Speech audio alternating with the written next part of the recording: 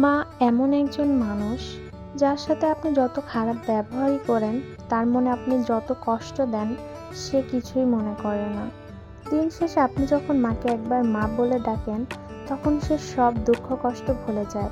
মায়ের মতো আপন কে এই দুনিয়াতে আর কেউ হয় না। আপনার অনেক আপনজন থাকতে পারে, অনেক ভালোবাসার মানুষও থাকতে পারে, কিন্তু আপনার মায়ের মতো আপন আর মায়ের মতো ভালো কেউ বাসবে না। দুনিয়ার সবার ভালোবাসার পেছনে একটা স্বার্থ থাকে, কিন্তু মায়ের ভালোবাসার কোনো স্বার্থ থাকে না। কোনো স্বার্থ ছাড়াই ভালোবাসে একমাত্র মা। স্বার্থ যেদিন ফুরিয়ে যাবে, সেদিন আপনি আপনার প্রিয় মানুষের আসল চেহারা দেখতে পাবেন। সেদিন সবাই আপনাকে ছেড়ে চলে যাবে, কিন্তু আপনার মা কোনোদিনও আপনাকে ছেড়ে চলে যাবে না।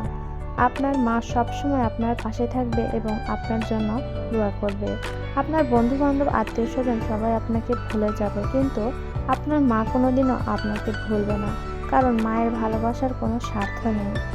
আমরা অনেকে আমাদের ভালোবাসার মানুষের জন্য, আমাদের স্ত্রীকে খুশি রাখার জন্য মাকে ভুলে যাই, মায়ের সাথেও খারাপ ব্যবহার করি। আপনার স্ত্রী আপনাকে অনেক ভালোবাসে, আপনি যদি কোনোদিন তার চাহিদা মেটাতে না পারেন, তার ভরণ পোষণ দিতে না পারেন, তাহলে সে আপনার সাথে থাকবে না, আপনাকে ভুলে যাবে।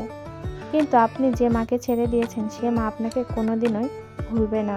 সবসময় আল্লাহর কাছে দোয়া করবে আপনি যেন ভালো থাকেন। আপনি আপনার মাকে যদি খাবার দিতে না পারেন, তারপর ভরণ পোষণ করতে না পারেন, সে কিন্তু আপনাকে ছেড়ে চলে যাবে না। যত কষ্টই হোক, সে আপনার সাথেই থাকবে, কারণ সে আপনাকে অনেক ভালোবাসে। আপনি যখন ছোট ছিলেন, তখন আপনার মা নিজে না খেয়ে আপনাকে মুখে খাবার তুলে দিচ্ছে। আপনি অসুস্থ হলে আপনার মা পাগল হয়ে যেত, কিভাবে আপনাকে সুস্থ করা যায়। আপনাকে খুশি রাখার জন্য নিজের চাহিদা পূরণ না করে আপনার চাহিদা পূরণ করেছে। নিজে ছেঁড়া কাপড় পরেছে, কিন্তু আপনাকে নতুন কাপড় কিনে দিয়েছে। এখন বড় হয়েছে, টাকা পয়সা ইনকাম করেন, নতুন নতুন মানুষের সাথে পরিচয় হয়েছে। এখন আপনার ভালোবাসার মানুষের কোনো অভাব নেই, কিন্তু আপনার আসল ভালোবাসার মানুষটি আপনার পাশে নেই। কিভাবে ভুলে গেলেন আপনার মাকে? হায়রে মানুষ কিভাবে এতটা স্বার্থপর হয় আমি বুঝি না। তাই সব সময় আপনার মাকে ভালোবাসবেন, কারণ নিজেকে ভালোভাবে রাখতে হলে মাকে ভালোবাসাটাও জরুরি।